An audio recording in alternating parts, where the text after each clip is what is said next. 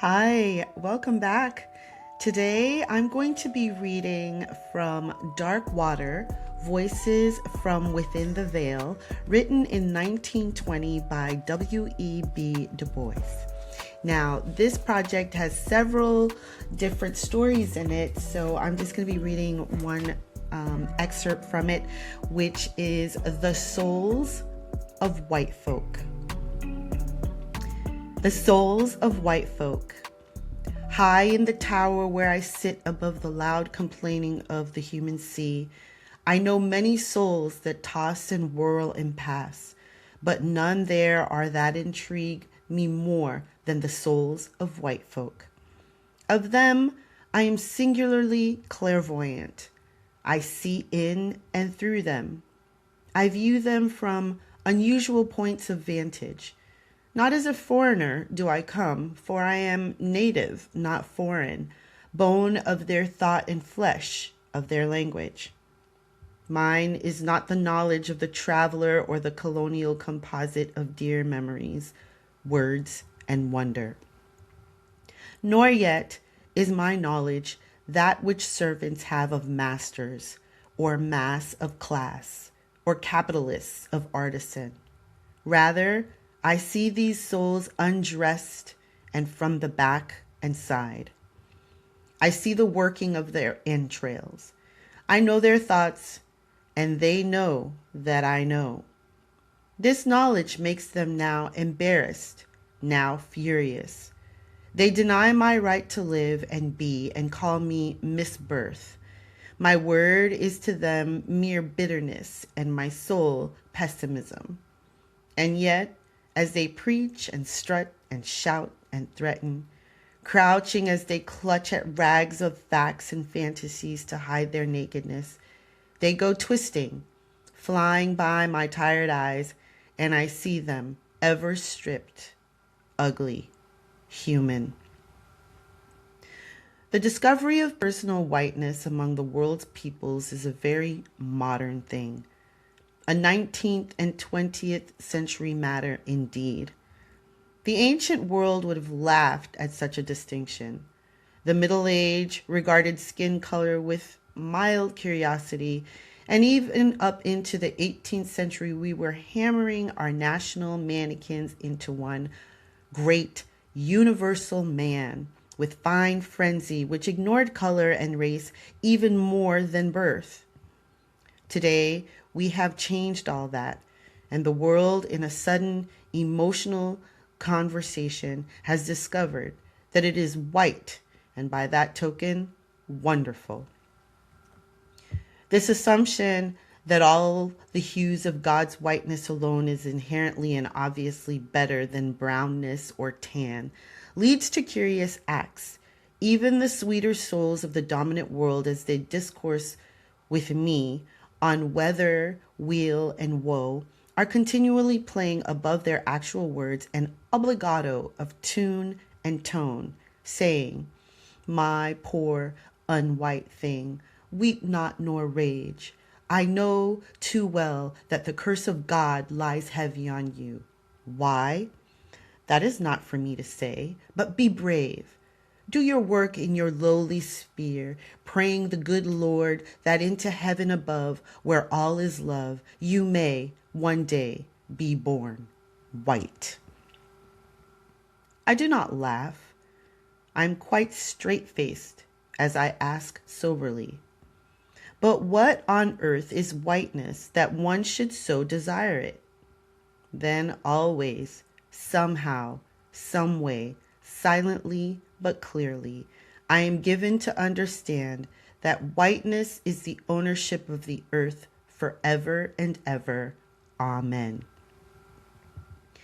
Now, what is the effect on a man or a nation when it comes passionately to believe such an extraordinary dictum as this, that nations are coming to believe it is manifest daily, wave on wave, each with increasing violence, is dashing this new religion of whiteness on the shores of our time. Its first effects are funny: the strut of the southerner, the arrogance of the Englishman amok, the whoop of the hoodlum who vicariously leads your mob. Next, it appears dampening generous enthusiasm in what we once counted glorious. To free the slave is discovered to be tolerable only insofar as it freed his master. Do we sense somnolent writhings in Black Africa, or angry groans in India, or triumphant banzis in Japan? To your tents, O Israel! These nations are not white. After the more comic manifestations and the chilling of generous enthusiasm come subtler, darker deeds. Everything considered, the title to the universe claimed by white folk is faulty. It ought, at least, to look plausible. How easy, then, by emphasis and omission, to make children believe that every great soul the world ever saw was a white man's soul, that every great thought the world ever knew was a white man's thought, that every great deed the world ever did was a white man's deed, that every great dream the world ever sang was a white man's dream. In fine, that if from the world were dropped everything that could not fairly be attributed to white folk, the world would, if anything, be even greater, truer, better than now. And if all this be a lie, it is not a lie. Is it? And if all this be a lie, is it not a lie in a great cause? Here it is that the comedy verges to tragedy. The first minor note is struck, all unconsciously, by those worthy souls in whom consciousness of high descent brings burning desire to spread the gift abroad, the obligation of nobility to the ignoble. Such sense of duty assumes two things: a real possession of the heritage and its frank appreciation by the humble born. So long, then, as humble black folk, voluble with thanks, receive barrels of old clothes from lordly and generous whites, there is much mental peace and mortal satisfaction. But when the black man begins to dispute the white man's title to certain alleged bequeaths of the fathers in wage and position, authority and training, and when his attitude towards charity is sullen anger rather than humble jollity, when he insists on his human right to swagger and swear and waste, then the spell is suddenly broken and the philanthropist is ready to believe that Negroes are impudent, that the South is right, and that Japan wants to fight America. After this, the descent to hell is easy. On the pale, white faces which the great billows whirl upon to my tower, I see again and again, often and still more often, a writing of human hatred, a deep and passionate hatred, vast by the very vagueness of its expressions. Down through the green waters, on the bottom of the world, where men move to and fro, I have seen a man, an educated gentleman, grow livid with anger because a little silent black woman was sitting by herself in a Pullman car. He was a white man. I have seen a great grown man curse a little child who had wandered into the wrong waiting room, searching for his mother. "Here, you damned black!" He was white. In Central Park, I have seen the upper lip of a quiet, peaceful man curl back in a tigerish snarl of rage because black folk rode by in a motor car. He was a white man. We have seen, you and I, city after city, drunk and furious with ungovernable lust of blood, mad with murder, destroying, killing, and cursing, torturing human victims because somebody accused of crime happened to be of the same color as the mob's innocent victims, and because that color was not white. We have seen, Merciful God, in these wild days and in the name of civilization, justice, and motherhood, what have we not seen right here in America of orgy, cruelty, barbarianism, and murder done to men and women of Negro descent? Up through the foam of green and weltering waters wells this great mass of hatred in wilder, fiercer violence, until I look down and know that today, to the millions of my people, no misfortune can happen of death and pestilence, failure and defeat that would not make the hearts of millions of their fellows beat with fierce, vindictive joy. Do you doubt it? Ask your own soul what it would say if the next census were to report that half of Black America was dead and the other half dying. Unfortunate? Unfortunate. But where is the misfortune? Mine? Am I in my blackness the sole sufferer? I suffer. And yet, somehow, above the suffering, above the shackled anger that beats the bars, above the hurt that crazes there, surges in me a vast pity. Pity for a people imprisoned and enthralled, hampered and made miserable for such a cause, for such a fantasy. Conceive this nation of all human peoples engaged in a crusade to make the world safe for democracy. Can you imagine the United States protesting against Turkish atrocities in Armenia, while the Turks are silent about mobs in Chicago and St. Louis? What is Louisville compared with Memphis, Waco, Washington, Dyersburg, and Easthill Springs? In short, what is the Black man but America's Belgium? And how could America condemn in Germany that which she commits just as brutally within her own borders? A true and worthy ideal frees and uplifts a people. A false ideal imprisons and lowers.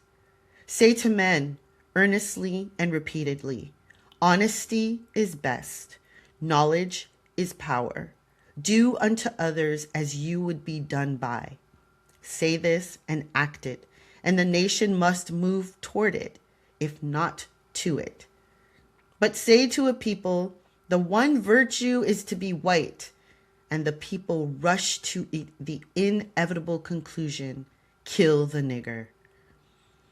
Is not this the record of present America? Is not this its headlong progress? Are we not coming more and more, day by day, to making the statement, I am white, the one fundamental tenet of our patriarchal morality? Only when this basic iron rule is involved is our defense of right nationwide and prompt. Murder may swagger, theft may rule, and prostitution may flourish, and the nation gives but spasmodic, intermittent, and lukewarm attention. But let the murderer be Black, or the thief brown, or the violator of womanhood have a drop of Negro blood, and the righteousness of the indignation sweeps the world. Nor would this fact make the indignation less justifiable did not we all know that it was blackness that was condemned and not crime. In the awful cataclysm of World War, where from beating, slandering, and murdering us the white world turned temporarily aside to kill each other, we of the darker peoples looked on in mild amaze. Among some of us, I doubt not, this sudden descent of Europe into hell brought unbounded surprise. To others, over wide area, it brought the schadenfreude of the bitterly hurt. But most of us, I judge, looked on silently and sorrowfully in sober thought, seeing sadly the prophecy of our own souls. Here's a civilization that has boasted much. Neither Roman nor Arab, Greek nor Egyptian, Persian nor Mongol ever took himself and his own perfectness with such disconcerted seriousness as the modern white man. We whose shame, humiliation, and deep insult his aggrandizement so often invoked were never deceived. We looked at him clearly with world-old eyes and saw simply a human thing, weak and pitiable and cruel, even as we are and were. These supermen and world-mastering demigods listened, however, to no low tongues of ours, even when we pointed silently to their feet of clay. Perhaps we, as folk of simpler soul and more primitive type, have been most struck in the welter of recent years by the utter failure of white religion. We have curled our lips in something like contempt as we have witnessed glib apology and weary explanation. Nothing of the sort deceived us. A nation's religion is its life, and as such, white Christianity is a miserable failure. Nor would we be unfair in this criticism. We know that we, too, have failed, as you have, and have rejected many a Buddha, even as you have denied Christ. But we acknowledge our human frailty, while you, claiming superhumanity, scoff endlessly at our shortcomings. The number of white individuals who are practicing with even reasonable approximation the democracy and unselfishness of Jesus Christ is so small and unimportant as to be fit subject for jest in Sunday supplements and the Punch, Life, Le Rire, and Fledgele Blotte. In her foreign mission work, the extraordinary self-deception of white religion is epitomized.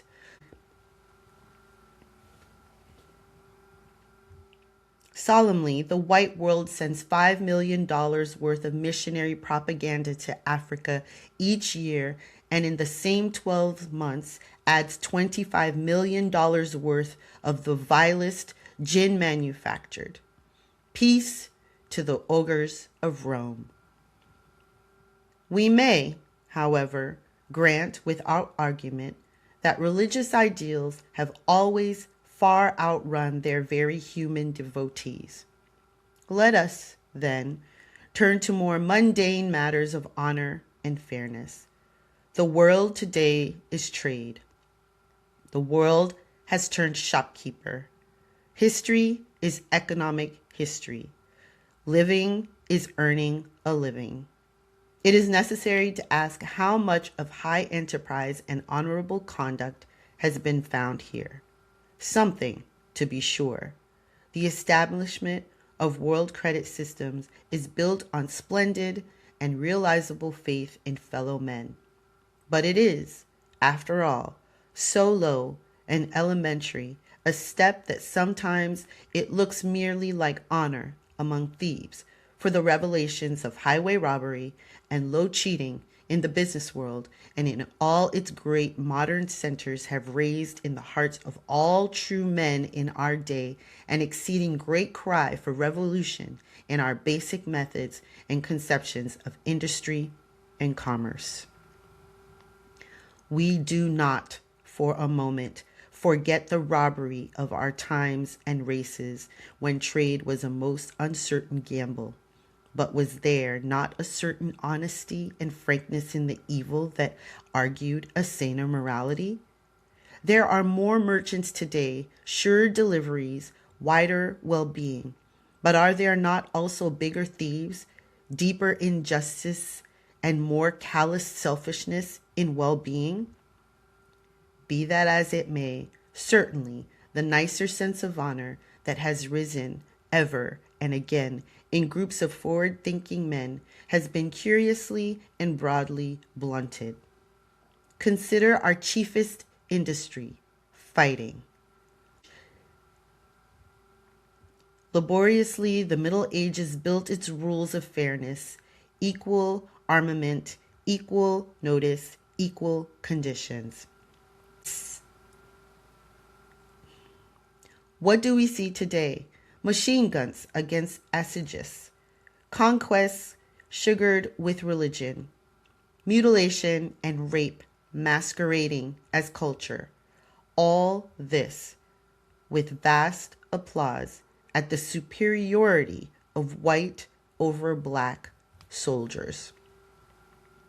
War is horrible. This the dark world knows to its awful cost. But has it just become horrible in these last days, when under essentially equal conditions, equal armament, and equal waste of wealth, white men are fighting white men with surgeons and nurses hovering near? Think of the wars through which we have lived in the last decade. In German Africa, in British Nigeria, in French and Spanish Morocco, in China, in Persia, in the Balkans, in Tripoli, in Mexico, and in a dozen lesser places. Were not these horrible too? Mind you, there were, for most of these wars, no Red Cross funds. Behold, little Belgium and her pitiable plight, but has the world forgotten Congo?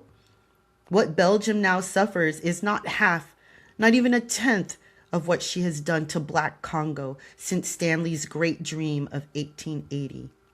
Down the dark forests of inmost Africa sailed this modern Sir Galahad in the name of the noble-minded men of several nations to introduce commerce and civilization.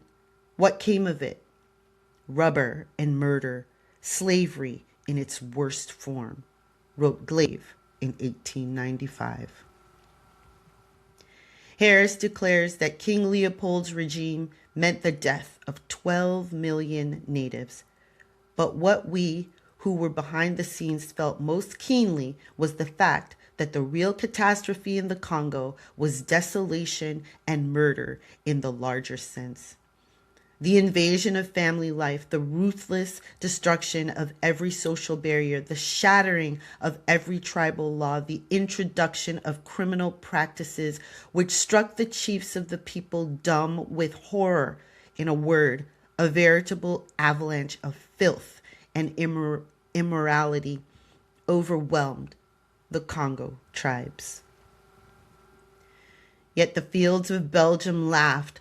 The cities were gay, art and science flourished.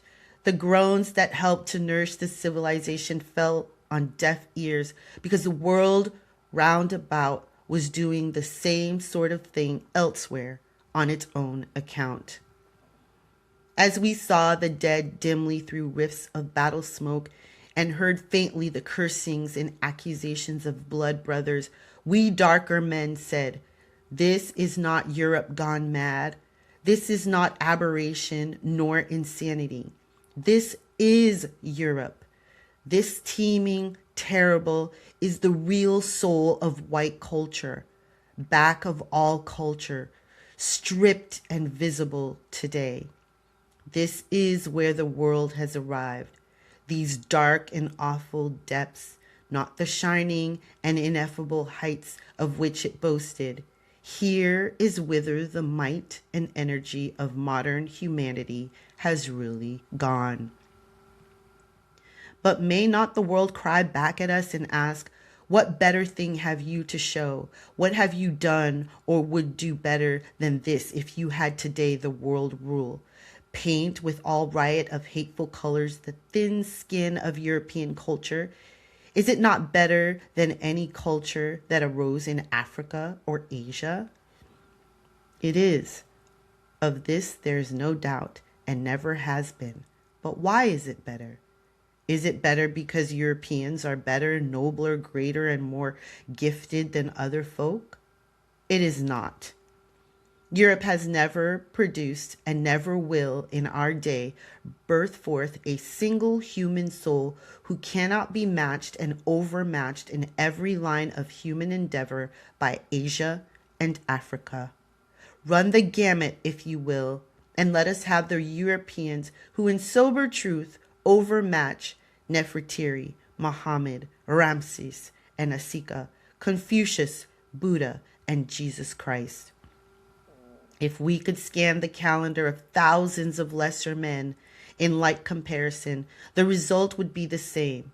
But we cannot do this because of the deliberately educated ignorance of white schools by which they remember Napoleon and forget Sonny Ali. The greatness of Europe has lain in the width of the stage on which she has played her part, the strength of the foundations on which she has builded, and a natural human ability no whit greater, if as great, than that of other days and races. In other words, the deeper reasons for the triumph of European civilization lie quite outside and beyond Europe, back in the universal struggles of all mankind. Why, then, is Europe great? Because of the foundations which the mighty past have furnished her to build upon, the iron trade of ancient Black Africa, the religion and empire building of Yellow Asia, the art and science of the Dago Mediterranean shore, east, south, and west, as well as north. And where she has builded securely upon this great past and learned from it, she has gone forward to greater and more splendid human triumph. But where she has ignored this past and forgotten and sneered at it, she has shown the cloven hoof of poor, crucified humanity. She has played, like other empires gone, the world fool. If, then, European triumphs in culture have been greater, so too may her failures have been greater. How great a failure, and a failure in what does the World War betoken? Was it national jealousy of the sort of the 17th century? But Europe has done more to break down national barriers than any preceding culture. Was it fear of the balance of power in Europe? Hardly, save in the half-Asiatic problems of the Balkans. What then does Hauptmann mean when he says, "Our jealous enemies forged an iron ring about our breasts, and we knew our breasts had to expand, that we had to split asunder this ring, or else we had to cease breathing. But Germany will not cease to breathe, and so it came to pass that the iron ring was forced apart." Whither is this expansion? What is that breath of life thought to be so indispensable to great European nation? Manifestly, it is expansion overseas. It is colonial aggrandizement which explains, and alone adequately explains, the World War. How many of us today fully realize the current theory of colonial expansion, of the relation of Europe, which is white, to the world, which is black and brown and yellow? Bluntly put, that theory is this: it is the duty of white Europe to divide up the darker world and administer it for Europe's good. This Europe has largely done. The European world is using black and brown men for all the uses which men know. Slowly but surely, white culture is evolving the theory that darkies are born beasts of burden for white folk. It were silly to think otherwise, cries the cultured world with stronger and shriller accord. The supporting arguments grow and twist themselves in the mouths of merchant, scientist, soldier, traveler, writer, and missionary. Darker peoples are dark in mind as well as in body, of dark, uncertain, and imperfect descent, of frailer, cheaper stuff. They are cowards in the face of Mossers and maxims. They have no feelings, aspirations, and loves. They are fools, illogical idiots, half devil and half child. Such as they are, civilization must naturally raise them, but somberly and in limited ways. They are not simply dark white men. They are not men in the sense that Europeans are men. To the very limited extent of their shallow capacities, lift them to be useful to whites, to raise cotton, gather rubber, fetch ivory, dig diamonds, and let them be paid what men think they are worth. White men who know them to be well nigh worthless. Such degrading of men by men is as old as mankind and the invention of no one race or people. Ever have men striven to conceive of their victims as different from the victors, endlessly different in soul and blood, strength and cunning, race and lineage? It has been left, however, to Europe and to modern days to discover the eternal worldwide marks of meanness, color. Such is the silent revolution that has gripped modern European culture in the latter 19th and 20th centuries. Its zenith came in Boxer times. White supremacy was all but worldwide. Africa was dead. India conquered. Japan isolated. And China prostrate, while white America whetted her sword for mongrel Mexico and mulatto South America, lynching her own Negroes the while. Temporary halt in this program was made by Little Japan, and the white world immediately sensed the peril of such yellow presumption. What sort of a world would this be if yellow men must be treated white? Immediately, the eventual overthrow of Japan became a subject of deep thought and intrigue. From St. Petersburg to San Francisco, from the key of heaven to the little brother of the poor. The using of men for the benefit of masters is no new invention of modern Europe. It is quite as old as the world, but Europe proposed to apply it on a scale and with an elaborateness of detail of which no former world ever dreamed. The imperial width of the thing, the heaven-defying audacity, makes its modern newness. The scheme of Europe was no sudden invention, but a way out of long-pressed difficulties. It is plain to modern white civilization that the subjection of the white working classes cannot much longer be maintained. Education, political power, and increased knowledge of the technique and meaning of the industrial process are destined to make a more and more equitable distribution of wealth in the near future. The day of the very rich is drawing to a close, so far as individual white nations are concerned. But there is a loophole. There is a chance for exploitation on an immense scale for inordinate profit, not simply to the very rich, but to the middle class and to the laborers. This chance lies in the exploitation of darker peoples. It is here that the golden hand beckons. Here are no labor unions or votes or questioning onlookers or inconvenient consciences. These men may be used down to the very bone and shot and maimed in punitive expeditions when they resolve. In these dark lands, industrial development may repeat in exaggerated form every horror of the industrial history of Europe, from slavery and rape to disease and maiming, with only one test of success: dividends. This theory of human culture and its aims has worked itself through warp and woof of our daily thought with a thoroughness that few realize. Everything great, good, efficient, fair, and honorable is white. Everything mean, bad, blundering, cheating, and dishonorable is yellow.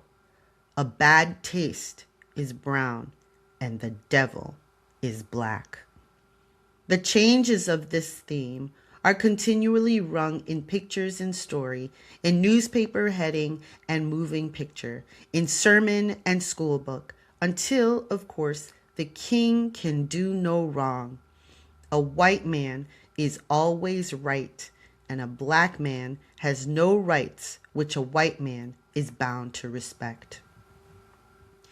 There must come the necessary despisings and hatreds of these savage half-men, this unclean canal of the world, these dogs of men.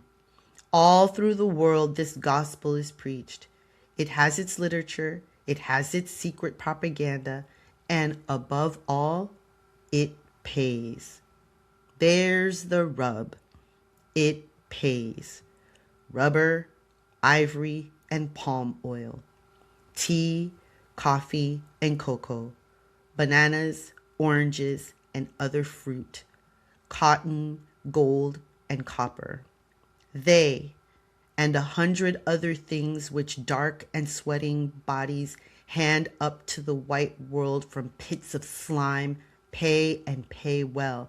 But of all that the world gets, the black world gets only the pittance that the white world throws it disdainfully.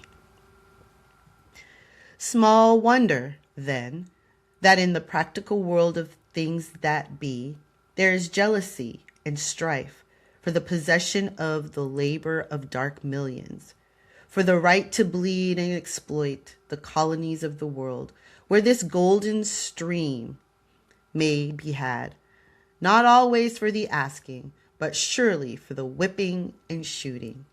It was this competition for the labor of yellow, brown, and black folks that was the cause of the World War. Other causes have been glibly given, and other contributing causes were doubtless, but they were subsidiary and subordinate to this vast quest of the dark world's wealth and toil. Colonies, we call them, these places where niggers are cheap and the earth is rich. They are those outlands where, like a swarm of hungry locusts, white masters may settle to be served as kings, wield the lash of slave drivers, rape girls and wives, grow as rich as Croesus, and send homeward a golden stream. They belt the earth, these places, but they cluster in the tropics with its darkened peoples, in Hong Kong and Annam, in Borneo and Rhodesia, in Sierra Leone and Nigeria, in Panama and Havana. These are the El Dorados toward which the world powers stretch itching palms. Germany, at last won and united and secure on land, looked across the seas and seeing England with sources of wealth, ensuring a luxury and power which Germany could not hope to rival by the slower processes of exploiting their own peasants and working men, especially with these workers half in revolt, immediately built her navy and entered into a desperate competition for possession of colonies of darker peoples. To South America, to China, to Africa, to Asia Minor, she turned like a hound quivering on the leash, impatient, suspicious, irritable, with bloodshot eyes and dripping fangs, ready for the awful word. England and France crouched watchfully over their bones, growling and wary, but gnawing industriously, while the blood of the dark world whetted their greedy appetites. In the background, shut out from the highway to seven seas, sat Russia and Austria, snarling and snapping at each other. And at the last Mediterranean gate to the El Dorado, where the sick man enjoyed bad health and where millions of serfs in the Balkans, Russia, and Asia offered a feast to greed well nigh as great as Africa. The fateful day came. It had to come. The cause of war is preparation for war, and of all that Europe has done in a century, there is nothing that has equaled in energy, thought, and time her preparation for wholesale murder. The only adequate cause of this preparation was conquest and conquest, not in Europe, but primarily among the darker peoples of Asia and Africa. Conquest, not for assimilation and uplift, but for commerce and degradation. For this, and this mainly, did Europe gird herself at frightful cost for war. The red day dawned when the tinder was lighted in the Balkans and Austro-Hungary seized a bit, which brought her a step nearer to the world's highway. She seized one bit and poised herself for another. Then came that curious chorus of challenges, those leaping suspicious, raking all causes for distrust and rivalry and hatred, but saying little of the real and greatest cause. Each nation felt its deep interest involved. But how? Not, surely, in the death of Ferdinand the Warlike. Not, surely, in the old half-forgotten revanche for Alsace-Lorraine. Not even in the neutrality of Belgium. No, but in the possession of land overseas, in the right to colonies, the chance to levy endless tribute on the darker world, on coolies in China, on starving peasants in India, on black savages in Africa, on dying South Sea Islanders, on Indians of the Amazon. All this and nothing more. Even the broken reed on which we had rested high hopes of eternal peace, the Guild of the Laborers, the front of that very important movement for human justice on which we had builded most, even this flew like a straw before the breath of king and Kaiser. Indeed, the flying had been foreshadowed when in Germany and America, international socialists had all but read yellow, and black men out of the kingdom of industrial justice. Subtly had they bribed, but effectively. Were they not lordly whites, and should they not share in the spoils of rape? High wages in the United States and England might be the skillfully manipulated result of slavery in Africa and of peonage in Asia. With the dog in the manger theory of trade, with the determination to reap inordinate profits and to exploit the weakest to the utmost, there came a new imperialism, the rage for one's own nation to own the earth, or, at least, a large enough portion of it to ensure as big profits as the next nation.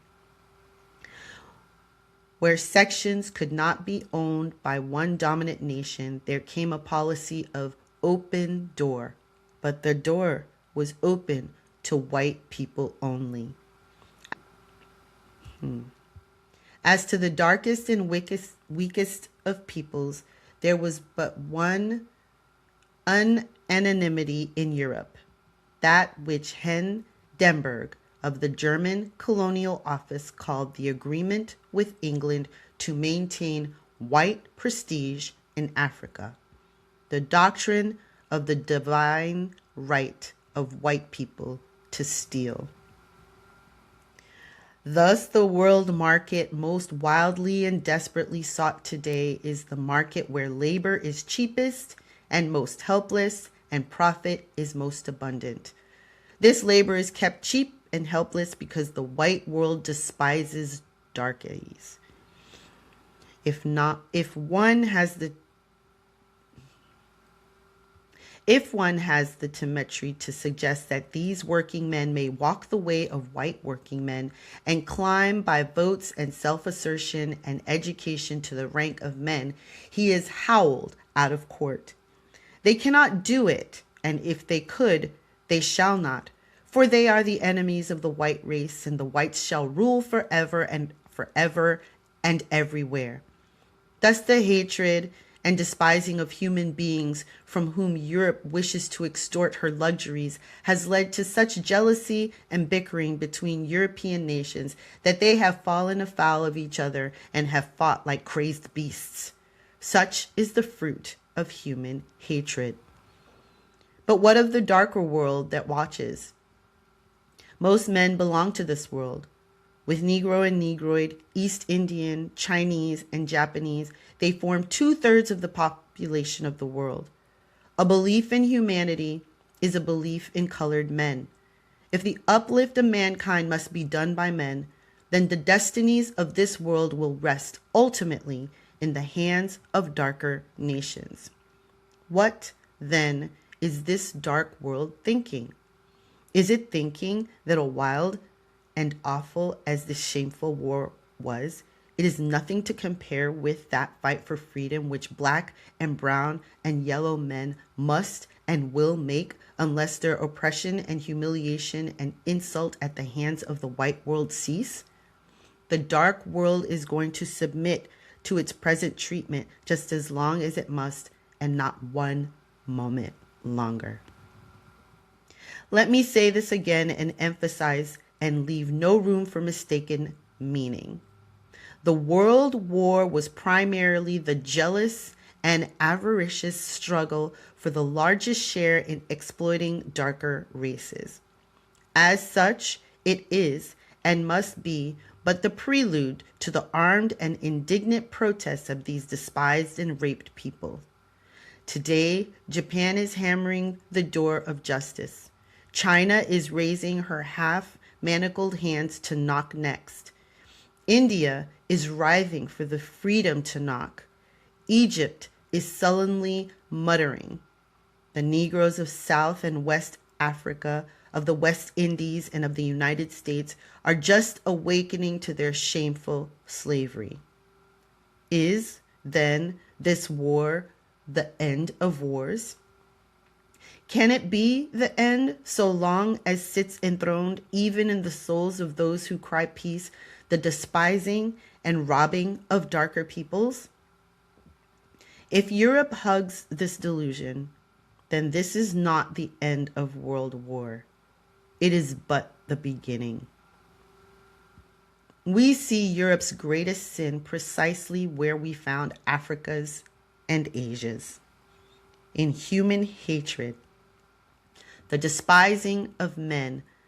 With this difference, however, Europe has the awful lesson of the past before her, has the splendid results of widened areas of tolerance, sympathy, and love among men, and she faces a greater and infinitely greater world of men than any preceding civilization ever faced.